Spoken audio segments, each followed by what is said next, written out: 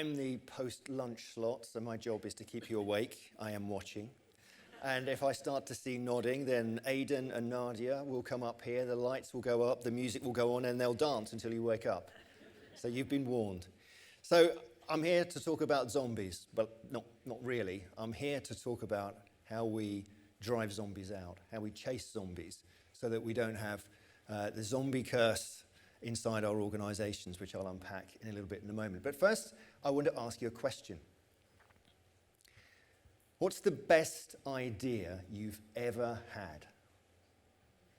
The best idea you've ever had. It could be when you're at school, could be in the last 24 hours, could be at home, anything. Just have a think for a moment. What's the best idea you've ever had? Apparently 80% of people never shared the best idea they've ever had. So I'm not going to ask you to share, but I want you to hold that thought, okay? Everyone got something? Now I'm going to ask you a slightly more unnerving question, which gets to the heart of where we're going today. Oh, hang on, the zombies are coming first. What's the best idea you've never had? What? What do you mean, the best idea you've never had? I mean, brilliant ideas that were conceivable but were never conceived. Do you know what I mean? Ideas floating out there in the ether, but we never actually had them. And it's not that you weren't smart enough, it's not that the people in our organizations aren't smart enough, but we're not creating the conditions where these ideas can show up. Brilliant, transformational ideas. Because, well, why? We're on, tight schedules. Most people I meet say they're working at 120%. They're working a second job in the evening that sometimes gets called innovation once the kids are in bed. It's tough for these ideas to show up. And this is where we want to be. Up in the space where great ideas emerge. So Nadia mentioned my book. Thank you for talking about it so kindly. One of the delights that I had after writing the book was making this wonderful discovery, which is be less zombie. And I did not do this on purpose. I don't think I could have done. Be less zombie can be reconfigured into an anagram. Blob seizes me. And that's kind of what it feels like sometimes, isn't it? Email, meetings, Teams, back-to-backs. The blob smothers us. And it's robbing us of the ideas and the thinking that we need the future for us to start focusing on today. And what I see is people, because of this, the blob syndrome, people in and out of burnout. I see tactical thinking rebadged as strategic thinking. And I see organizations more vulnerable than they've ever been. And this is one of the biggest causes. I was doing some work for a global law firm recently, and one of the senior lawyers said this to me. Thinking time doesn't have a code on our timesheets, so we have to log it as admin. It's kind of funny but sad at the same time, isn't it? I mean, I guess at least it's being logged somewhere.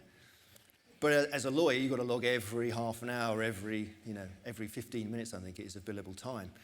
And I think, when I look at that, I think this is awful, because what we're doing is if we value thinking as much as we value doing our expenses, we've got a serious problem, particularly when it comes to reinvention.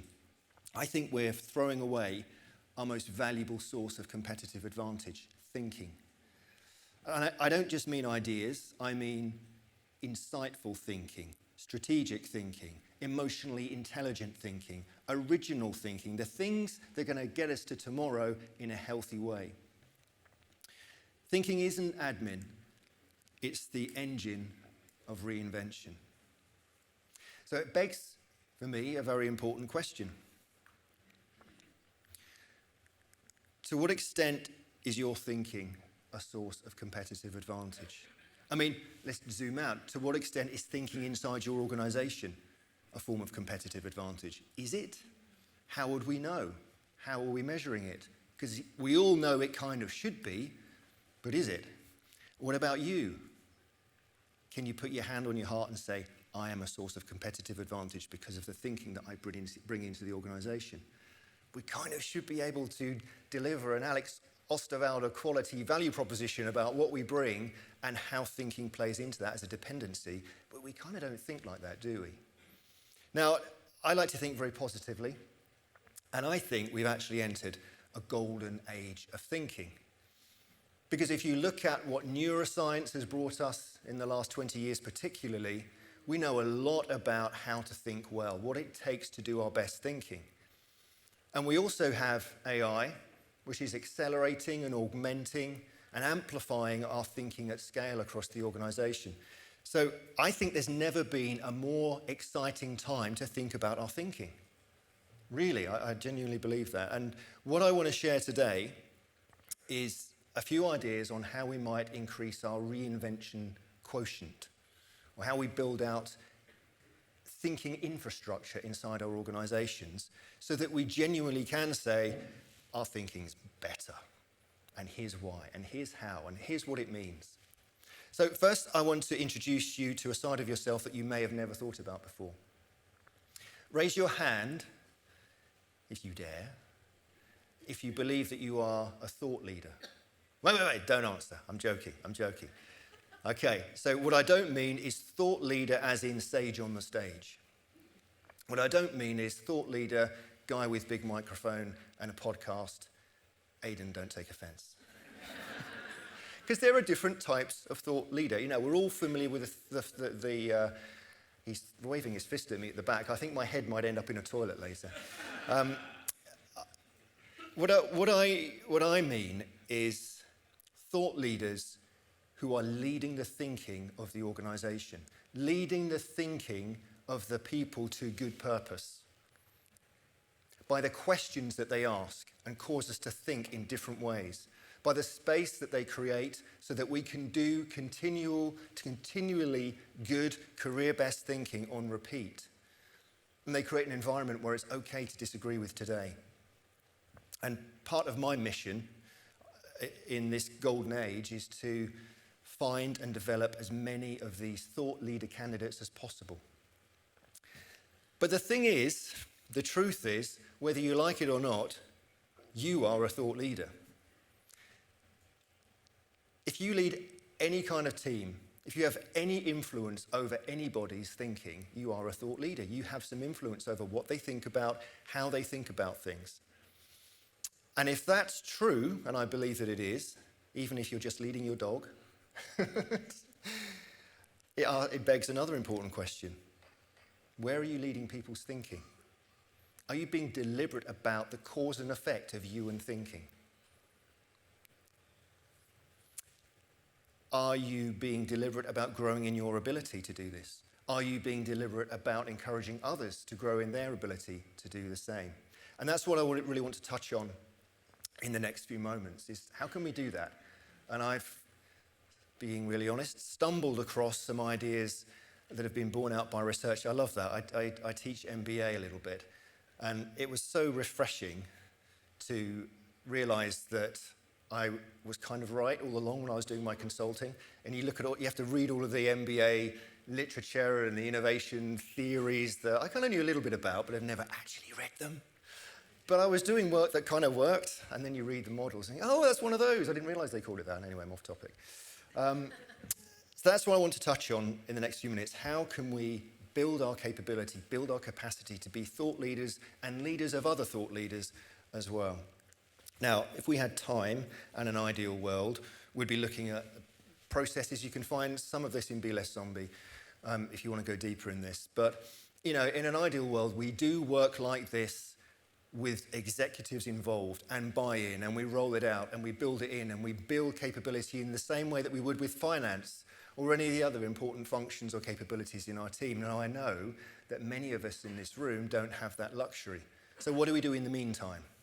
While we're waiting for Rita to go in and help someone build a flat structure organization where everyone's working in the Spotify model, that's great, but that isn't necessarily going to happen overnight. What do you do in the meantime? I want to share some guerrilla ideas with you today that I've used that have worked well. Going to be in 3 areas: focus, space, and culture. Now, even though my experience, at least, is that innovation has a hard time showing up in many organizations, at least anything beyond incremental, when you work with a team, they generally have a hunch of the stuff they know they should be working on and innovation that they should be prioritizing, but just don't have the opportunity to do that. I found there's a really good question you can ask in a 20-minute workshop that helps people identify what those priorities are if they don't actually know it. And the question is this: what should we think about more and why? It's a really deceptively simple question, but when you unpack it, a lot comes out. You can run a whole day on that one question. What should we think about more and why? In other words, what is our busyness getting in the way of? What should we do? The thing. Why should we do it? The business case. When it's got a business case, it's got a chance of showing up in a plan and getting some sponsorship. In the same time that it takes to complete a business model canvas, 15, 20, 25 minutes, you can build a quick prototype innovation plan just by asking that question. But it's only part of the issue. And of course, you need to do some more solid work after that to build it out. But it helps to bring to the surface the things that we know we need to focus on. But what you find on these lists is not a lot of reinvention. It's the tough stuff that we know we need to fix today, but no one's getting around to it. And that's why I think questions are an underrated superpower for someone who's interested in leading other people's thinking. Because what we ask shapes how others think. And great questions loosen the grip of the status quo on our minds. They help us to see the rules of the game that are often invisible to us, how things work and why, and challenge them. And when it comes to reinvention, this is really important because rule breaking is part of what reinvention is all about. It turns out it's not optional, it's inevitable. Believe me, whatever you're doing, someone somewhere is working on a better version of what you do today. So might as well be us that decides that we're going to do something about it and choose. And questions as a way of reframing our thinking to see things. Remember that first picture of stuff, magical stuff happening in the loft? Questions help us go there. So I work a lot in the music industry, and I was working with one of the major record labels a little while ago, and they asked me to come in and help them do this kind of stuff. And we were working with a team that works in A&R, artist and repertoire. They're the people that have to go and find the next Beyonce, the next Ed Sheeran. And they have a really tough job because they spend most of their time listening to hundreds and thousands of tracks, trying to find that golden needle in a haystack. So we ran this question design session, and they came up with this fantastic question. How could we find hits without listening to music? You can't, because if you don't listen to it, how will you know if it's any good? Yeah, but what if you could answer that question? Wouldn't that be amazing? And that's the sign of a great question. People go, oh my goodness. They don't really know how to think about it. They don't know what to do with it. They can't imagine it being possible to answer it. But you get that moment. You know you're onto something magic there. So anyway, they posed the question and they wrestled with it, and we poked them and prodded them for a while. They ended up working with some neuroscientists in Belgium who managed to find a way to scan brains while people are listening to music and found the area of the brain that lights up when you listen to hit music. If you want the long explanation, find me for a drink afterwards, but believe me, that's what they did. They found the parts of the brain that lights up when you listen to hit music. And then they built an algorithm, and they put it on a computer, and they fed music in, and within a range, it was able to identify music that would turn out to be a hit. Oh my goodness. It was amazing and massively controversial inside the company. When they took it back, so excited, it caused a massive fight inside the company. And again, that will have to be over a drink. But that idea would never have been born without a magical question like that. Here's some more mundane ones that we would deal with, but all answered. How could we reduce supplier invoice processing by 1,000% in 12 months? This is a European drinks company. they had a lot of invoicing issues. So we made a really big ask and they solved it. How could we reduce governance committees from 110 to 13 with no loss of decision quality? I had to stop people trying to kiss me when they solved this one. Because they hated the time in the meetings. And that's often one of the things. You're solving problems that people desperately want you to solve. In a Mexican bank, I didn't come up with the answer, but they figured that one out. This one was fun. How could we launch music on a non-music platform? We helped Britney Spears launch one of her singles in Uber. To be honest, it was a flop. It was just a PR gimmick. But asking the question spawned a really interesting idea. So what I'm proposing that how we activate this is starting to encourage leaders to think more about more interesting questions. And I would frame them all as questions that are asking us, what does tomorrow need today? So here are some basic placeholders. There's lots more and Be Less Zombie. So who will our most valuable customers be and why? Pick a date in the future. Say it's 3 years out. Today, this is our profile of most valuable customer, and here's the reasons why. How will that picture change in 3 years' time? Do we know? If we don't know, it's a great opportunity to go and explore.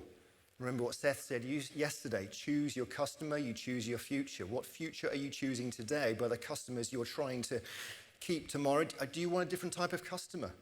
Or do you want to train your customer to be a different type of customer? Who do you want your customer to become? There's a great book with that title. Secondly, who will our customers' most valuable customers be? Which is really the heart of the issue. I've heard a few people on the stage say, customers don't really care about you. They've got other stuff they care about. Customers care about their customers. And if you can do thinking about what their customers are going to need in 3 years' time and start to help them build superpowers, you're going to get really interesting traction with customers. But not many people are thinking about that question. And what will the rules of the game be in Pick a Date 2030? And how are we actively trying to shape them? Putting that word how in assumes we are doing something, and usually we're not. And when you put these kind of questions on the table and just throw them around and say, leader, I was just reading this book and this question came up. It got me thinking. I wonder how much we're thinking about this. They're the sort of questions that you can't stop thinking about once you've seen them. And they're important. So, another question for you. Are your questions a source of competitive advantage?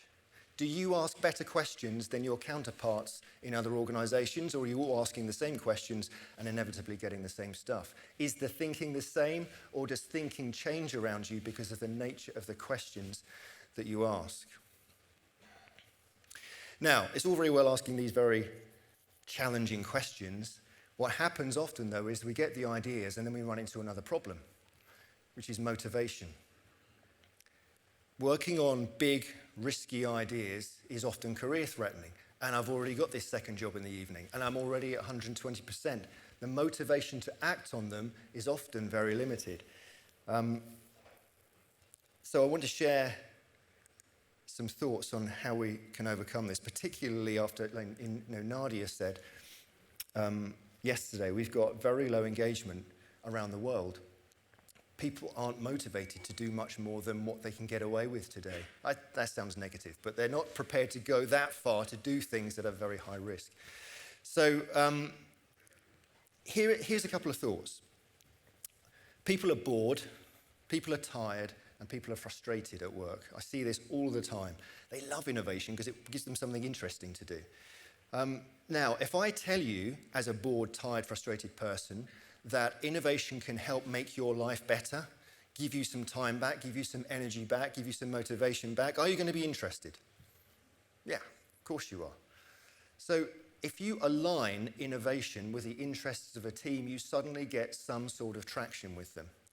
Now, what I'm not saying here is forget what the organization needs, because that's obviously what we need. When you frame it in the context of what should our objectives be, and then take them on a journey of motivation, then we can align the two. So here's a question to start the conversation. So you're working with a team, and you're saying, okay, let's try and get some innovation going. Who do you need to become? Who do you need to become? Let's wind forward 2 years. Why would people be queuing up to join this team? What would make it the hottest team in the sector? What would need to be true? A question that I'm eternally grateful to Rita for. It's my favorite question in the whole world. What would need to be true? It's just, you can run whole workshops on that. Thank you, Rita, for paying my mortgage for so many years. What would a high-performing team be doing in that context? Let's imagine it. Let's do scenario planning for our team in a high-performance state. 18 months from now, what's changed in the world? What are the trends? What are the implications be? So what would we be doing? And how would we be doing it better than anyone else? How would we show up with more energy, with more creativity? How would we be collaborating even more? Let them dream a bit. What would our priorities be and what would our metrics be, starting to align with business outcomes? Why would our stakeholders be nominating us for awards? Why does that matter? That's customer centricity. They love us so much, they're saying, guys, you've got to win an award on this. What needs to be true for a customer to say that about you? You can help them build a really compelling view of the future that they want to work in. And as they go on the journey, they're actually working on innovation that matters to the organization as well, because you are becoming a high-performing team that can't help but innovate on the way. Second question you can try, if you don't like that one, is this. If there was a league table of most innovative teams in your space, what would it be? So most innovative finance team in pharma, most innovative IT team in, pick your number, retail. Most people have never thought about themselves as having to be a most innovative X team, but once you plant the thought, it's hard to unthink it, because actually that would be quite cool. All right, so what would it take to be in the top 3? What do you think they do in the top 3 most innovative finance teams in the pharma industry? What's it like there? And what would the benefits to us moving from number 17 to number 3 be? Okay, well, let's go on a journey of exploring what that would be like and go on an innovation sprint to turn it into practice. It works. Just try it. Ask people, if there was a league table, where would you be and why, and where would you like to be? So, just to recap, questions and focus. I need to hurry up a bit. So, space. When I ask people what they want more of, what do they say? Time to think. Time to think. It's always the thing, because thinking is interesting. Great thinking rarely happens on a hamster wheel, but somehow we've decided to build organizations where they're basically giant hamster cages. I don't know whether you saw this headline yesterday, but I thought it was very interesting after what Rita was saying about Netflix. Read that. A spokesperson for Netflix said, this year our performance declined due to portions of our team's time being occupied in meetings, email, blah, blah, blah, blah, blah. Really? I couldn't believe it. I'm like, no, not Netflix. Netflix are like my heroes of innovation. All right, this is fake. I made this up. This is not real news. But can you ever imagine that appearing online? And yet somehow we think it's okay to normalize that in our own organizations. Like, really? Come on, let's wake up. So I think we need at least 10 or 20% of our time on innovation. And when I say that to executives, I get this. Dealing in reality isn't realistic. Now, the only reason they say that is they can't imagine a way of running where that amount of space is available. Well, it turns out that we can find it. We spend 13 years of our careers in meetings and being distracted. 10 years is the biggest chunk, and we lose them to interruptions and recovering from them, mostly task switching and notifications. I'll let Helena do the brain science, but basically every time you switch tasks to use a different part of your brain, you get a cognitive decline. Recent piece of work I did in my Thought Leader program with a global firm, 86% of managers spend half their day choosing, unwittingly, a lower performance state for their thinking. So I like to ask this question. What's the minimum responsible time your team should spend on strategic thinking and innovation if we really want to show up tomorrow? If we're really serious about showing up, what's it going to take? Not what have we got, but what do we need? And then we take that and we apply the tools of innovation to say, okay, we need some new ways of working. And you can do it. Here's some quick wins that you can do with teams. One less meeting a week saves you an hour. Reduce meetings by 10 minutes, you just saved yourself 2.5 hours in a week. Start to bunch same types of tasks together so that you're not doing so much brain switching. You can save another 5 hours. There is a ton of research that validates this. And this is one of the hottest parts of the program that I run, because people are like, oh my goodness, you're giving me my life back. I don't have to work so many evenings. So I think that actually some of the leading indicators for the highest performing innovation teams are we have the fewest, best meetings, and we have the most indistractable people. Suddenly people have capacity, cognitive capacity to do more interesting and important work. Finally, culture. I'm just going to focus on leadership because leaders tend to have the biggest influence on culture. There's 3 questions you can just toss out there to leaders and just see what happens. The first is, what's your strongly felt but lightly held vision of the future? Because how leaders think about the future has an impact on the rest of the organization and what they think about. Strongly felt, there's data, this matters, this is coming. What's coming? What does it mean? What should we do? There's something coming here. Lightly held, we're probably wrong about a lot of it. So let's be okay and drop our ego and be okay if we're wrong about part of the topic. My experience is, though, that if a leader hasn't been to the future and come back with some dirt under their fingernails about tomorrow, some data, this matters, this is going to happen, the chances of reinvention are quite low because leaders determine what we focus on. If tomorrow matters enough, we start to focus on it. So one of the things that I do is encourage executive teams to get their leaders to create a point of view about 3 years from now. What does it look like in your space 3 years from now? And that can be the finance team, looking at what does an amazing finance team look like in 3 years' time. It can be product, it can be services, it can be supply chain. Get a point of view. I get so many CEOs saying to me, my people just got no point of view about anything. They're just drones, they just do what they're told. They're very good drones, but no one has any strongly held point of view about the future. We've got to change that. So ask them, 3 years from now, what's it going to look like? Get them to go off and do some scenario planning. Then you update it every 90 days. And their line manager is going to ask them about it in their one-to-one. What's changed? So what's changing your priorities? How are you exploring that? Suddenly, innovation, reinvention is on, at least on the narrative of the organization a bit more, and it's going to get some traction. Second question, how do your team's top 3 metrics impact innovation? We mostly focus on flawless execution metrics. That's great, we need that, but they don't encourage reinvention, which is why I love 3M's great metric, which is 30% of our revenues need to show up from products that didn't exist 4 years ago.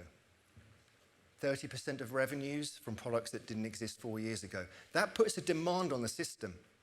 It ensures that the right level of work is showing up. It's not just idea generation.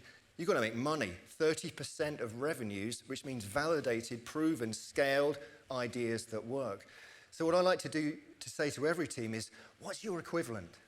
Might not be about revenue, but what's your magic metric? What's the magic metric that's going to snap everything into focus and ensure that we've got the right balance of today and tomorrow showing up? And the final question, what's the ripple effect of your user experience? It's not just products that have user experiences, we do. Do you make people feel inspired and safe and ready to challenge? Or are you giving people the experience because you are controlling, defensive, and unnecessarily risk-averse? What's your impact on the birth rate of new ideas inside your organization? Interesting questions. We have to take this seriously as we do the final point, which is AI. And that. Sorry, it's a good question. What happens to other people's thinking when you enter the room? Or when they see that email from you, or your name flashes up on the phone because you're calling? What happens to their thinking? All right, so AI. This isn't a talk about AI, but AI is thinking, provoking, and acting more and more. It's part of our culture. We need to think about it like that now. It's not just people. AI is kind of muscling in on the action. And for me, it begs a really important question. which is this: who should think about what? As AI gets better and better at more types of thinking and work, we need to be really good, I think, at looking at where we need to do dynamic handovers of what we think about and then what AI thinks about, because it can do it better. And we need to follow the performance curve of AI. We can see where it's going, we can see more or less what it's going to be good at in a certain amount of time. What does that mean to who does what in our team, who thinks about what? And that means we can start to focus on things that are uniquely human: empathy, judgment, imagination, particularly originality, because at the moment that's not something that the machine can do. And I always say yet. People say, oh, well, AI will never do X. I'm not so sure. It might not ever be quite as good as us, but it might be good enough. All right, so we're living in this golden age of thinking. Just to land this here now, you are a thought leader to some extent. Grow that capability. Encourage others to do the same by the focus that you bring, the questions that you ask, the space that you make, the experience that you create for others. If we want reinvention, we cannot leave thinking to chance. We've got to build organizations where career-best thinking is the norm, not the miracle, and where the best ideas that you never had start to show up. And that, I believe, is how we break the zombie curse. Thank you.